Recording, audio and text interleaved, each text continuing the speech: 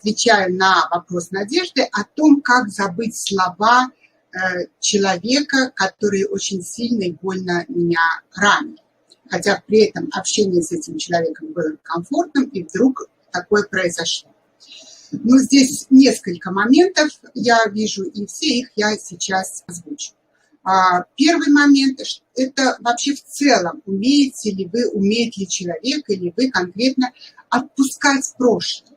То есть если в целом эта мышца прокачана, и вы любые события, не говорим только о негативных, любые события умеете оставлять в прошлом, до свидания, поехали, спасибо прошлому, спасибо всем, кто там был, спасибо все, что они говорили.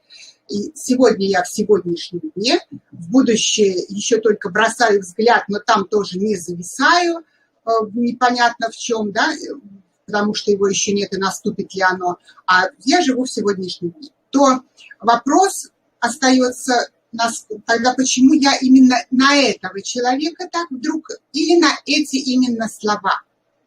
То есть какая-то здесь зависимость вдруг проявилась, что-то во мне всколыхнуло это. В целом я умею, а тут вдруг я зацепилась, да? То есть нашел он такие слова.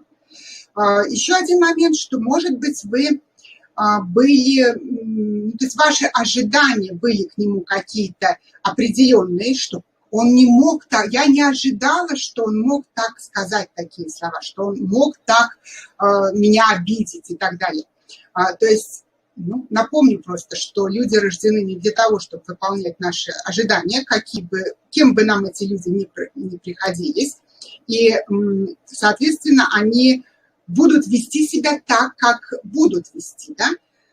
И третий момент все-таки про нашу зрелость, то есть насколько мы с вами являемся эмоционально зрелыми людьми, то есть реагируем на события, обстоятельства, слова, все, что с нами происходит, по-взрослому.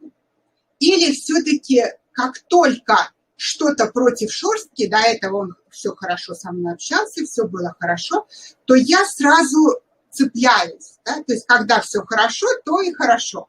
А когда меня как-то спровоцировали, оказывается, я легко провоцируюсь на какие-то чувства, на какие-то эмоции, может быть, на слова в ответ и так далее. И помним о том, что зрелый человек, одно из качеств, сейчас только приведу, зрелого человека, эмоционально зрелого, гармоничного, если вам больше нравятся такие слова, такие характеристики, это то, что я сразу принимаю любой исход дела, если только в этом деле участвую не я одна. То есть, если я с кем-то разговариваю, уже любой исход может быть.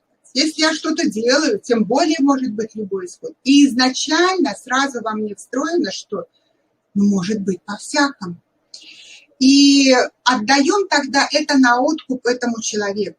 То есть это его сценарий. Да, это его такое поведение. Он почему-то не смог по-другому.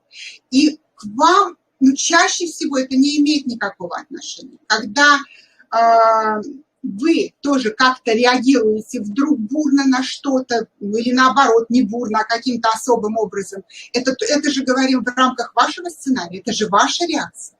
И здесь точно так же. Это его какие-то слова. И что там у него в этот момент, да, какой стресс, что для него было стрессом, что запустило именно такую его реакцию и желание сказать эти слова.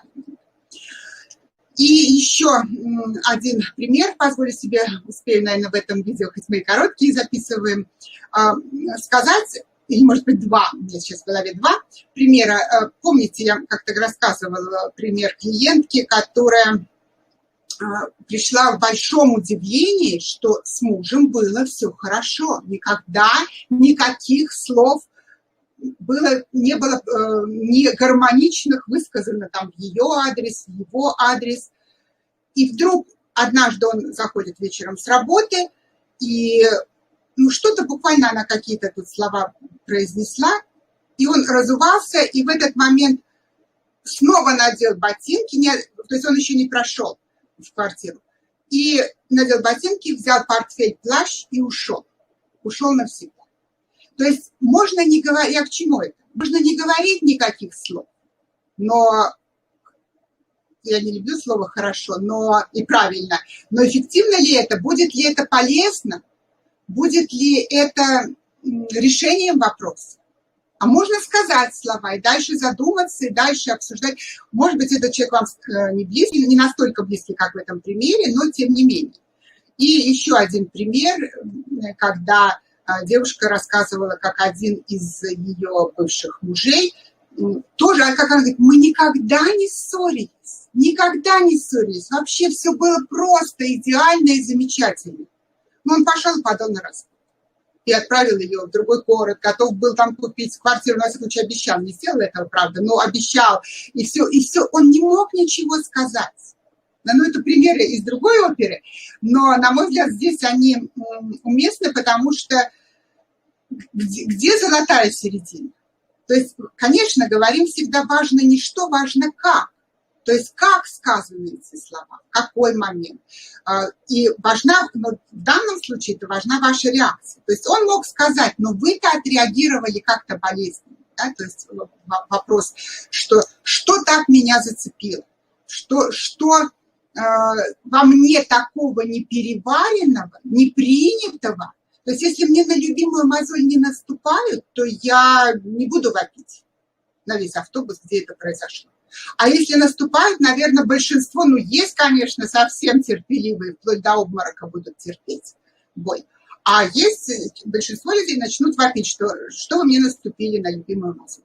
И здесь также, что вы все-таки, вам на что-то наступили здесь, то, что вы в себе не принимаете, или, вопрос остается.